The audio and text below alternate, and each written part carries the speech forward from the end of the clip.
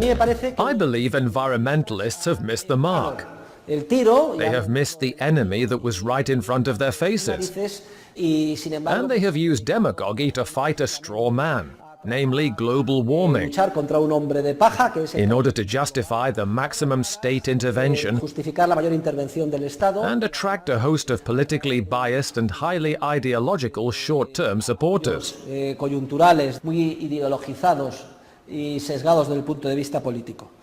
However, when we research, analyze, develop and study the theory of the cycle, we see that the Austrian analysis of the cycle points directly to the cause of environmental damage. Free market environmentalism is a discipline which emerged over 25 years ago, thanks to a group of theorists who sought a way to combine the approach of the Austrian School of Economics with the analysis of the public choice or Virginia School, and some contributions of mainstream property rights theory. In 1993, we published in Spain a paradigmatic book that represents this movement. The authors of the book are Anderson and Leal, and it is titled Ecologia de Mercado. The original English language version is called Free Market Environmentalism. The main conclusion the theorists of free market environmentalism reach is that the best way to preserve the environment is to extend entrepreneurial creativity and free market principles to all natural resources. This requires their complete privatization, along with an effective definition and defense of the corresponding property rights, basically through private defense agencies, which would be the ideal. Or in any case, if we start from the current institutional framework, a true definition and defense of property rights via the legal system currently in force in each country at each particular moment in time. These theorists reach the principal conclusion that if there are institutional barriers to the correct definition and defense of property rights concerning environmental resources, and thus to the allocation of these resources based on the spirit of entrepreneurial creativity characteristic of free market processes, then economic calculation regarding such resources is impossible, and we are doomed to see them poorly allocated, and the environment harmfully overexploited. There is a factor which, at the time, escaped the notice of these theorists, and I would like to discuss it now. It is another major cause of the poor use of natural resources. And it lies precisely in the undue strain placed on the real economy during the stage of euphoria, the speculative bubble, or irrational exuberance, whichever term you prefer. This strain results from the monetary expansion, the money substitutes, and the fiduciary media for which the fractional reserve banking system is responsible under the orchestration of a central bank. As you know, in spite of the recurring financial crises and economic recessions which afflict the economy, all of the incentives in the current financial system work together to encourage the continual repetition of credit expansion processes. Credit expansion is a sort of binge, and it is very attractive from a public, a social, and a political standpoint. Delighted bankers rush to lend newly created money backed only by bank accounting entries made for deposit, which consist of unbacked fiduciary media. The process is orchestrated by a lender of last resort, the central bank, which allows it to take place. This is what Mises referred to as passive inflationism. Bankers eagerly woo economic agents and entice them to apply for loans at the bank. We have all experienced this in the past. They have flooded us with letters. Practically no collateral has been required. If you receive a steady paycheck, we will give you this and that, up to 50, 100,000, 200,000 euros, at ridiculously low interest rates. Entrepreneurs are quick to invest in projects which appear profitable at such extremely low interest rates, and with such little collateral required. Also, in accordance with the theory of capital, these investment projects will mature in a more distant future. The Austrian theory of capital is perhaps the central puzzle piece theorists need to comprehend the process. Though somehow they are beginning to sense what is happening. It is only under the illusion created by artificial manipulated conditions, low interest rates, artificial credit expansion, and little collateral required, that the investment projects entrepreneurs undertake appear to be profitable. Entrepreneurs rush to invest as if real saving had increased, when in fact it has not. They embark on projects in a spirit of great hopefulness. But sooner or later, harsh reality reveals that these cannot be completed and are unsustainable. Moreover, in the area of the environment, the focus of my remarks, what goes unnoticed is the unnecessary strain being placed on the environment, and the huge price it pays as a result. In what sense? Well, in the sense that trees are uselessly cut down.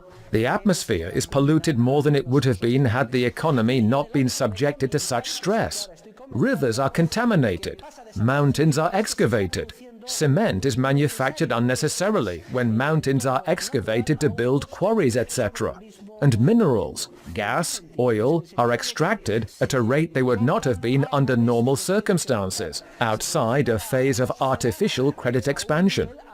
All of this takes place for the sake of producing capital goods, which, I repeat, cannot possibly be completed, are produced in error, and have the wrong geographical and, what is worse, temporal distribution.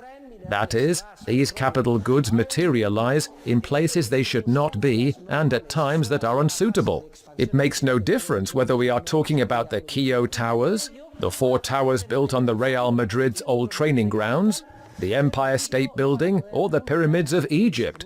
There is an enormous malinvestment. In other words, the cost of carrying out those projects, the opportunity cost, far exceeds the value of what is built. The thing is that we suffer from the illusion Bastiat identifies in his famous article, "That which is seen and that which is not seen." We see the towers and the pyramids, and we say, "Oh, those are so beautiful." And sooner or later they do end up being put to economic use. Believe it or not, the Keough Towers have ultimately been rented. However, they were built 10 years too soon. It is just as serious an error to build 500,000 apartments nobody wants on the coast, as it is, for instance, to build the Real Madrid Towers 5, 7, or 10 years before they should be built. This is what I am referring to when I talk about a geographical and a temporal misallocation in the capital goods structure. Eventually, the market imposes the criteria of consumers. We must remember that these investments were financed not with citizens' real saving, but simply with newly created money in the form of deposits, which acted as collateral for the loans granted.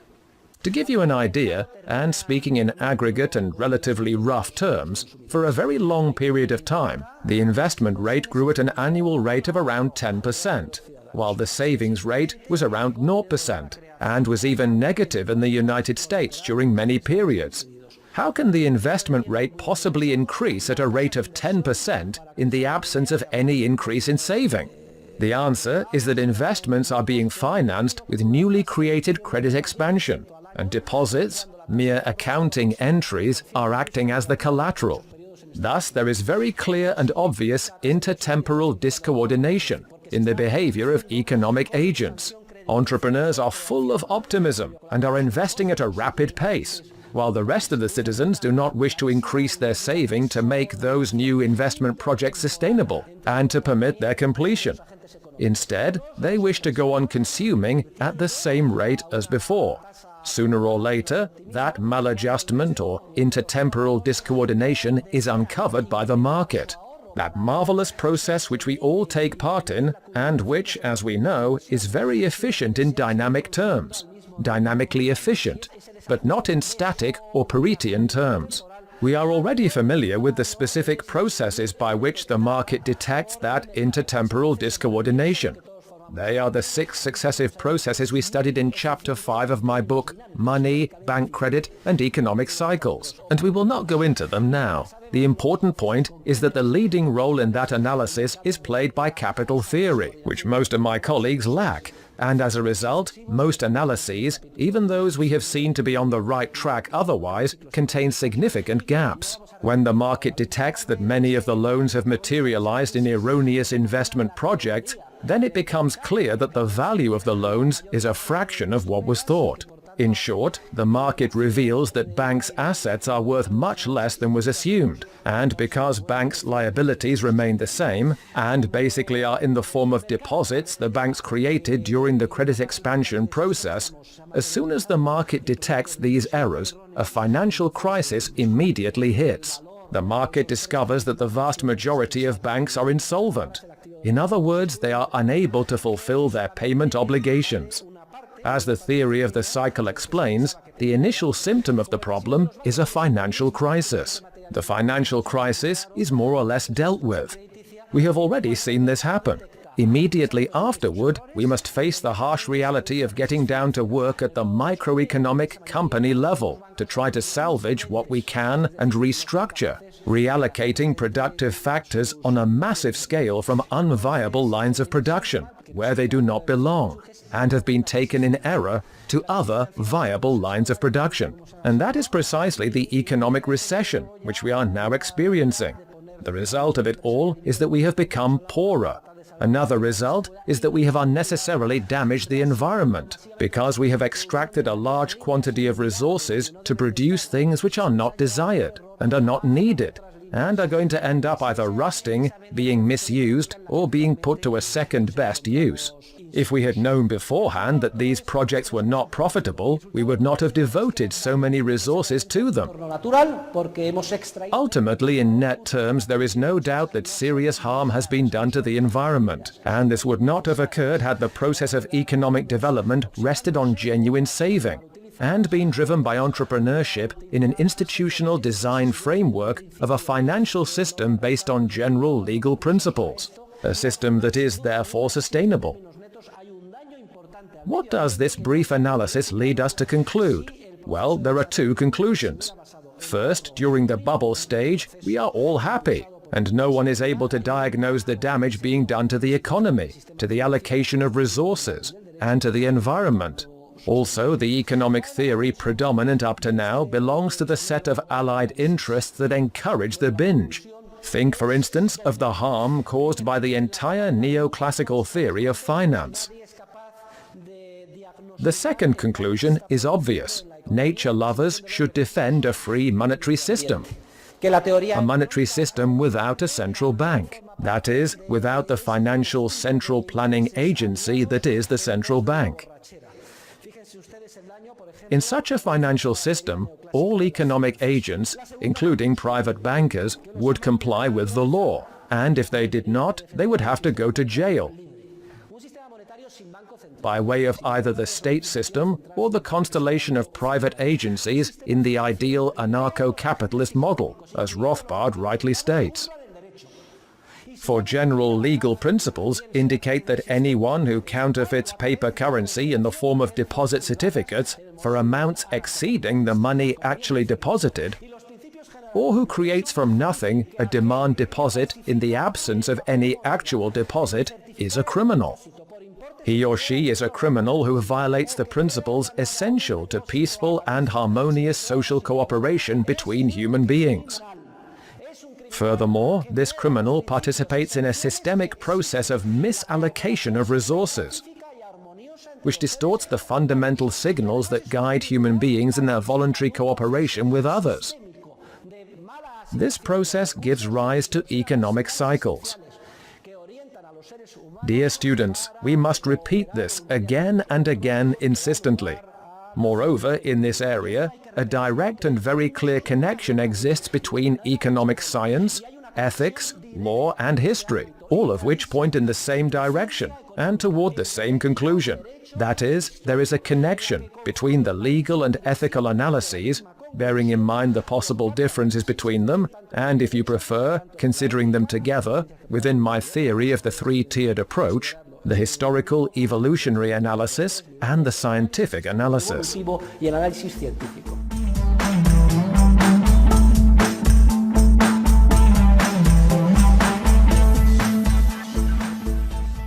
I have raised a second issue repeatedly in all of my lectures, and that is the old argument of Joseph Alois Schumpeter and many other economists, who maintain that though credit expansion can produce the effects we have all studied and have revisited today, it can also offer an advantage or produce positive effects, especially to the extent that it permits the introduction, or so they claim, of technological and entrepreneurial innovations which foster economic development.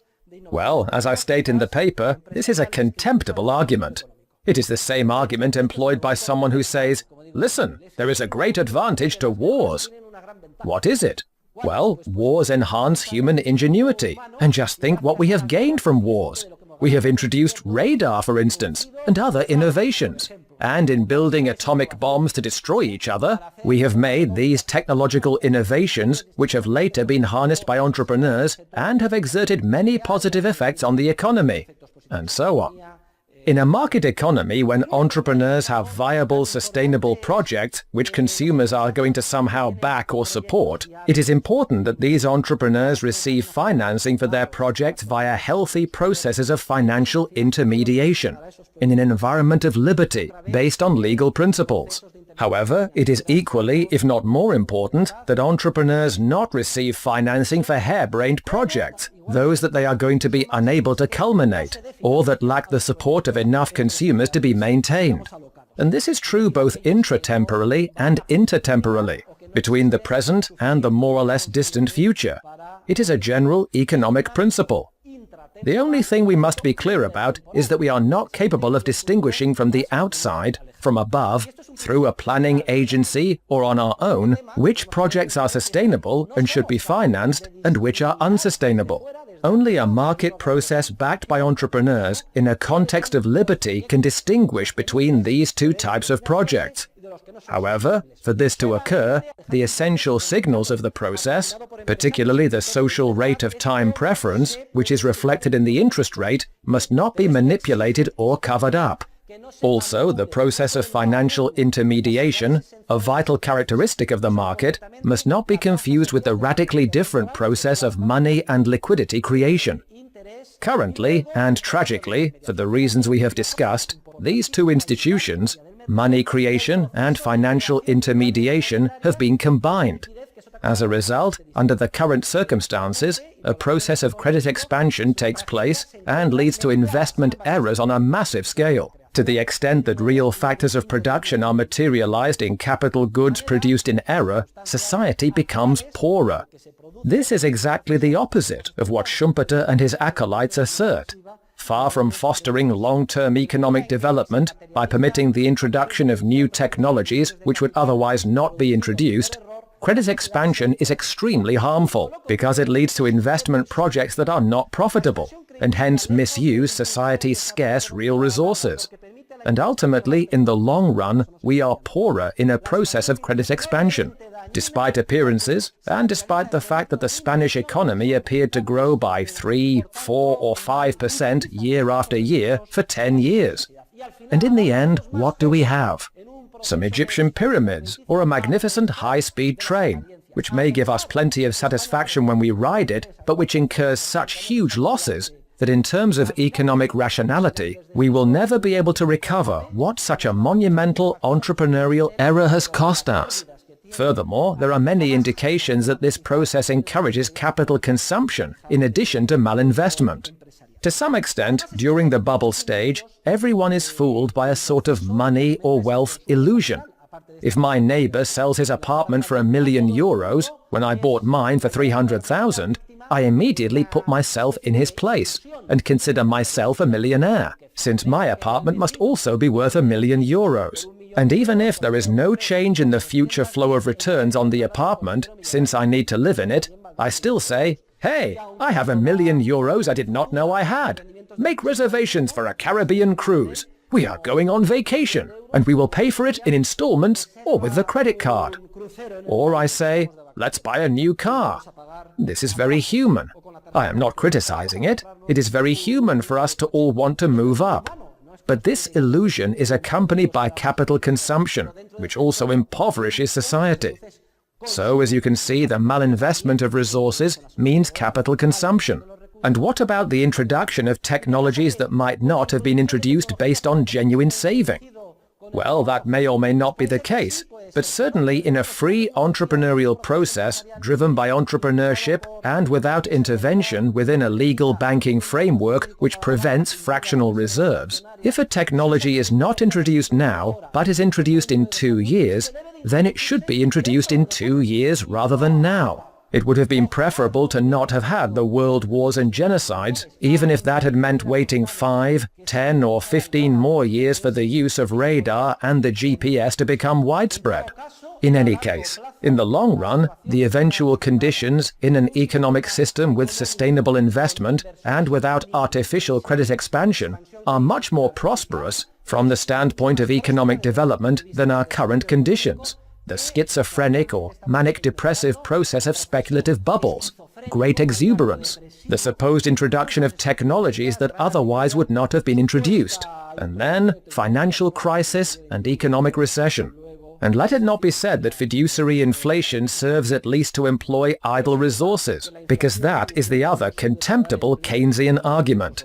Citizens are deceived, and their income is reduced overnight, with inflation, depreciation, and devaluation, so that by lowering real wages, the resources allocated in error can be more easily absorbed.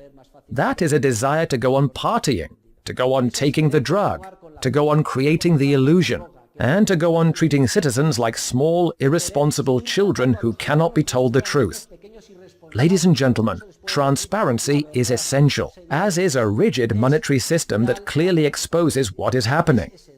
In this sense, differences aside, we can consider it a blessing from God that, for instance, with respect to Greece, the European Union exists, because for the first time the Greeks have been confronted with the problems of demagogy, a welfare state, etc., which both political parties have solved them with policies like those pursued in Argentina by General Perón in the 1950s. And differences aside, the same is true for our country, Spain. Not that I'm a particular fan of the euro, but fortunately for Spain, it represents an approach, even if only a timid one, toward the ideal of the least controlled single currency. In any case, for the first time, the euro has eliminated the possibility of Spain's having monetary policy autonomy. As a result, Spain and its politicians, economic agents, unions, entrepreneurs and economists have had to face the fact that the country cannot avoid the structural reforms necessary to put it back on track toward sustained growth.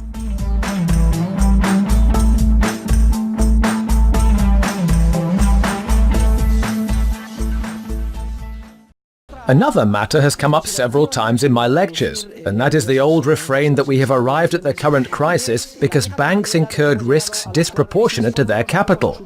We have all read this. It seems to me a commonplace. Listen, to attribute the crisis to the bad conduct of bankers is to confuse the symptoms with the causes. Granted, during the speculative euphoria stage, bankers took on disproportionate risks.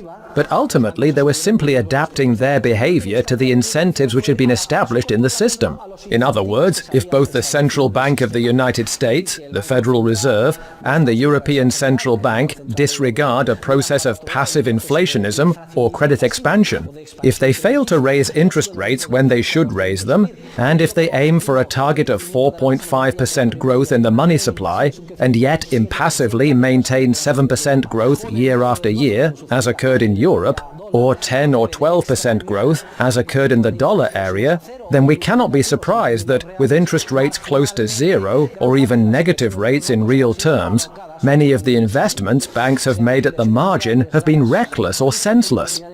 The great riskiness, or to put it more accurately in terms of economic theory, uncertainty, for risk and uncertainty are not the same thing, of such investments should not shock us. And what is absolutely outrageous is for central bankers to try to wash their hands like Pilate and attribute to banks the consequences for which the central bankers themselves are solely responsible. After all, banks are cogs in the machinery and merely responded to the incentives created by the system.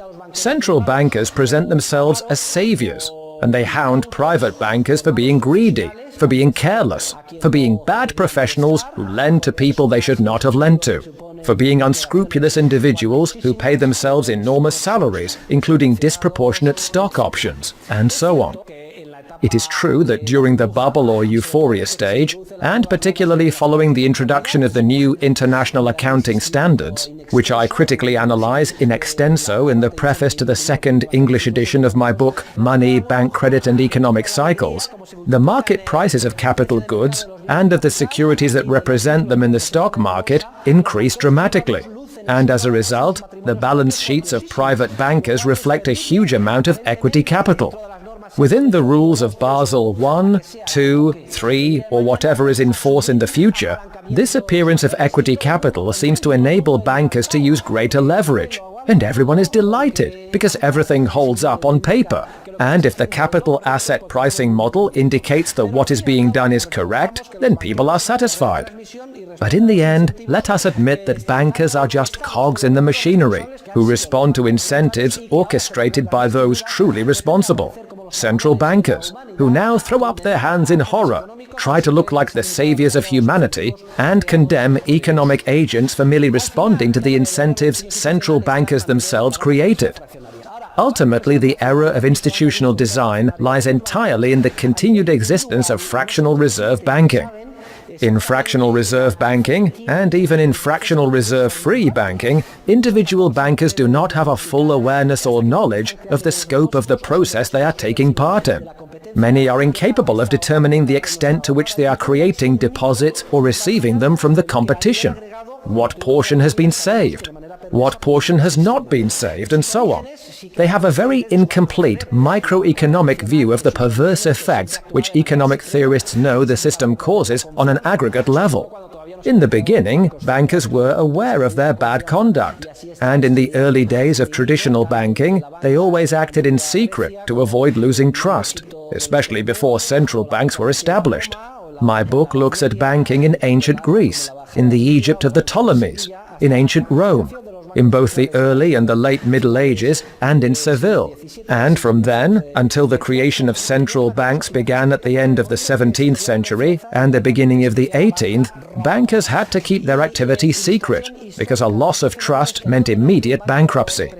A historical illustration of this phenomenon lies in the fact that whenever there has been no lender of last resort, or central bank to be always on the lookout and ready to help, the bank mortality rate has been 100% from the moment the financial crisis and economic recession have been triggered.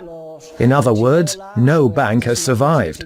As revealed by historical analyses, for instance Bogart's analysis of banking in Greece and Chipola's studies of financial crises in the 13th, 14th and 16th centuries, the mortality rate has been 100%.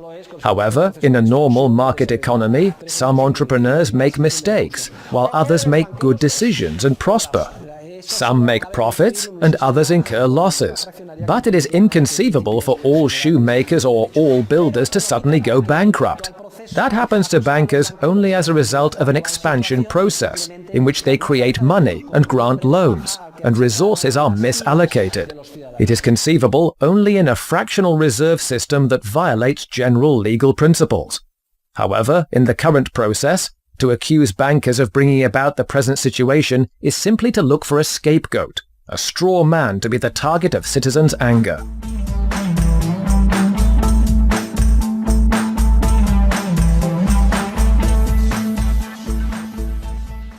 To introduce the fourth point in my paper, I ask whether the problem with the banking system was the maturity mismatching of loans granted and deposits received.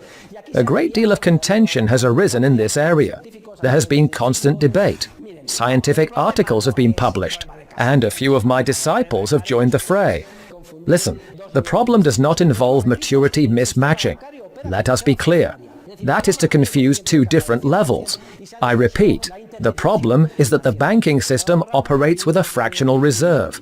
In other words, banks have not maintained a 100% reserve ratio, and financial intermediation between savers and investors has been distorted. Only a 100% reserve ratio prevents the artificial credit expansion which leads to a poor investment of resources. In the presence of a 100% reserve banking system, a market process, and a correct intermediation between genuine saving and investment, problems involving the matching of flow maturities have traditionally been addressed and solved by the free market without any trouble. when there are sustainable investment projects which should be financed, and a deadline approaches, existing mechanisms and past experience permit the market to resolve the problem very efficiently.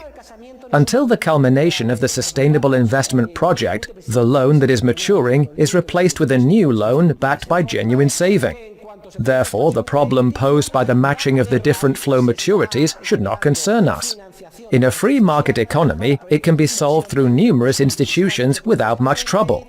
The real problem is that from the very beginning, credit expansion creates artificial financing for investment projects which are not sustainable. If we start drawing fine distinctions about matching maturities, we are just wasting time. Let us get to the heart, the origin of the problem, and that is the existence of fractional reserve banking.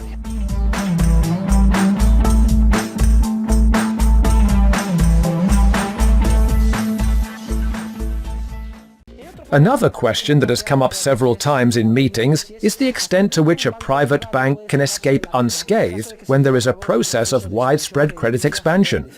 This is a relatively interesting question. For instance, Goodrich, who founded the Liberty Fund, was a banker, and a paradigmatic one at that, because when Roosevelt declared a bank holiday and prohibited banks from opening, Goodrich said, "What the hell?"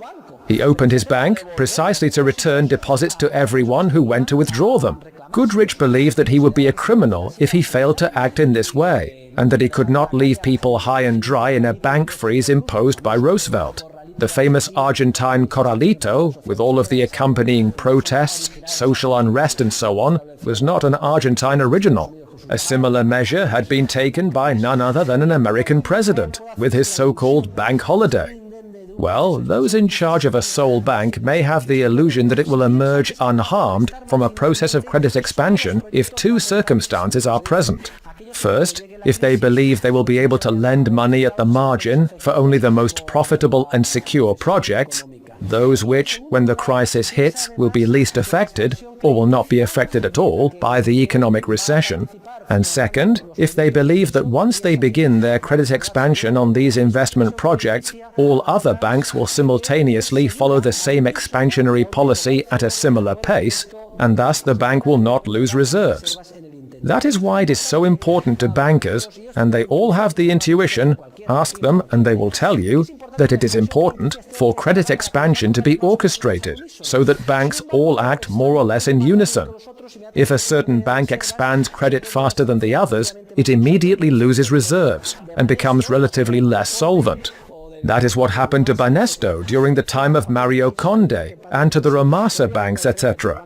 Joaquin Reg Albiol, may he rest in peace, used to say there was no difference between the Romasa banks and any of the solvent banks at the time, the Banco Central for instance, except some slight differences of degree in the momentum of the credit expansion initiated.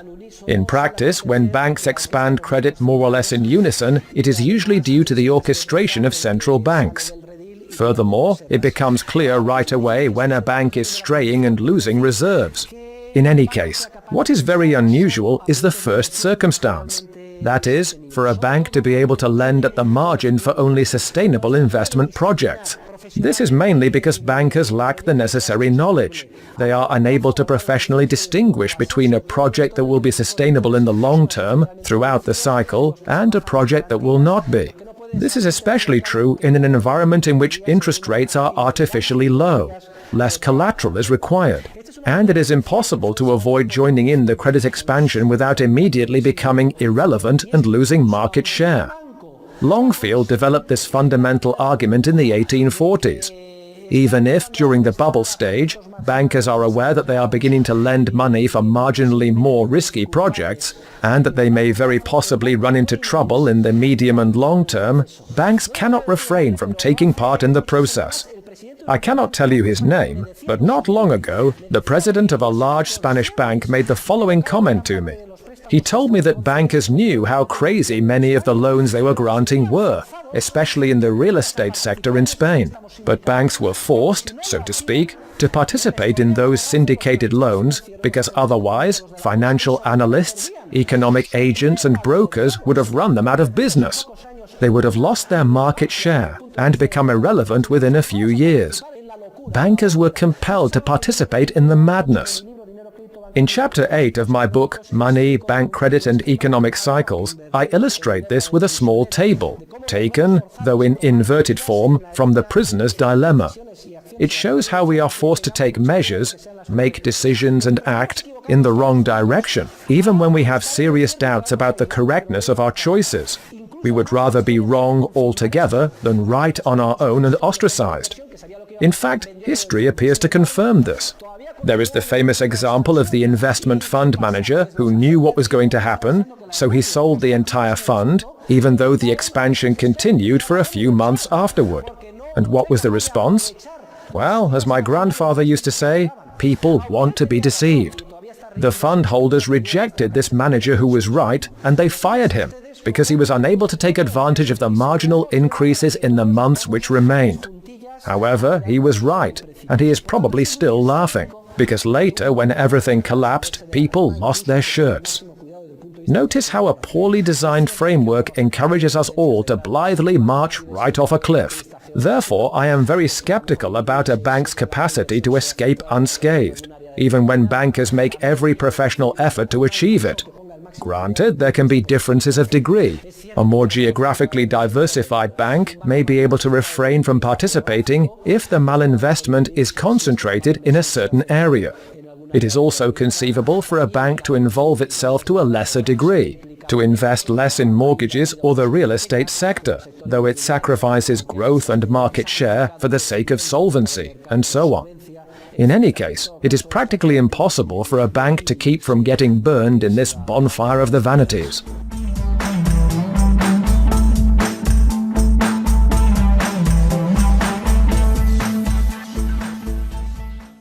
My sixth point is a digression in which I explain that savings are a flow magnitude, while cash balances in the form of deposits are a stock magnitude. This is important. People often get confused about it in the discussion. We hear, deposits have been saved. Hey, what do you mean, deposits have been saved? There are three different types of goods, each with its own distinctive nature. There are consumer goods and services, capital goods, and money. Money is not a consumer good, except for crazy Scrooge McDuck who derives satisfaction from counting his gold coins. Nor is it a production good. Money is a commonly and generally accepted medium of exchange. Furthermore, money can fulfill its function as money only if it is a present good. That is, if it is here in my sight or on demand deposit. Of course, money can be lent, but the moment it is lent, it ceases to be money. At that moment, it is replaced, for example, by a capital good, or by a financial asset that represents a capital good, which is not money. In fact, it is shameful that at this point I should have to repeat these things, even to highly distinguished economists who do not understand, because they have no interest in understanding. It is totally absurd to say that deposited money has been saved by the actor. That is far from the truth. Deposited money is a stock magnitude, and that stock magnitude can reflect any number of combinations regarding an individual's time preference. You can increase your stock of money or deposits, think of the water level in a swimming pool, either by reducing consumption or by reducing investment. You can also maintain the same flow of consumption and liquidate capital goods to raise your cash balances, in which case your deposits come not from saving, but from dissaving. In other words, you are, relatively speaking, consuming more and saving less. The very grave problem is that, assuming the proportion of consumption to saving remains unchanged, if there is a stable flow of saving, then with the current banking system, if someone decides to place his or her cash balances on demand deposit at a fractional reserve bank, the flow of loans and investment immediately increases, without there having been any increase in the flow of saving. As we have seen, the cycle is caused by this problem, which in turn arises from the poor institutional design of the entire banking system. Only free banking with a 100% reserve requirement prevents this defect, since such a system precludes what is now banks' chief accounting entry, namely loans to deposits.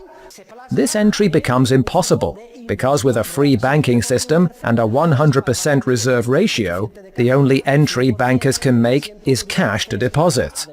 Therefore, the flow of real saving is manifested in the flow of real investment. and no third party intervenes with the power to finance investment for a relatively long period of time in the absence of any increase in the flow of real saving. How? By expanding the money supply in the form of deposits.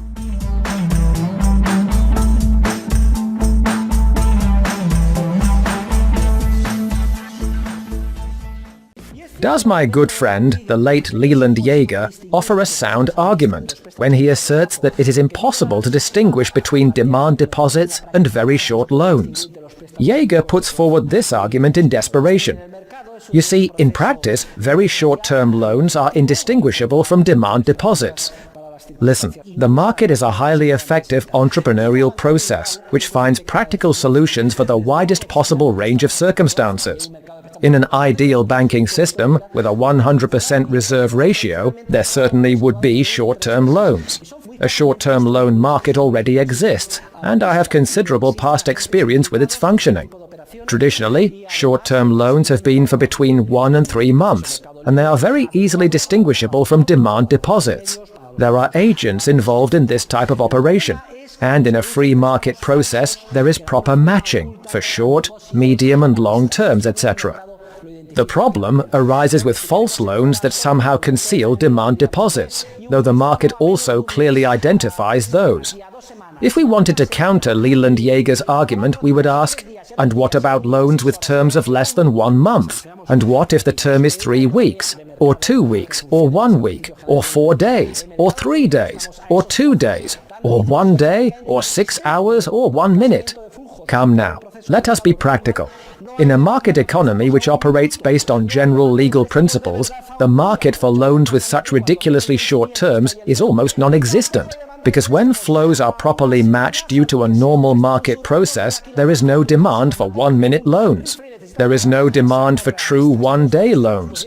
The matching has been adequate, and when maturity arrives, the money is there. There is no demand for 1-week loans either, unless we are talking about usurious loans, the kind where mafiosos show up at your door and put a gun in your face and you have to pay them. Let us be realistic. Loans may have a term of 1 month, or 2 or 3. Generally, terms have begun at 3 months. Furthermore, that has usually been the way bills of exchange have worked as a payment method in the past. So, let us not engage in theoretical hair-splitting, as Yeager does when he claims a 1-minute loan is indistinguishable from a demand deposit, because then the whole system crumbles. No, that is a false start made by those who have run out of arguments in their attempt to justify the unjustifiable, namely fractional reserve banking.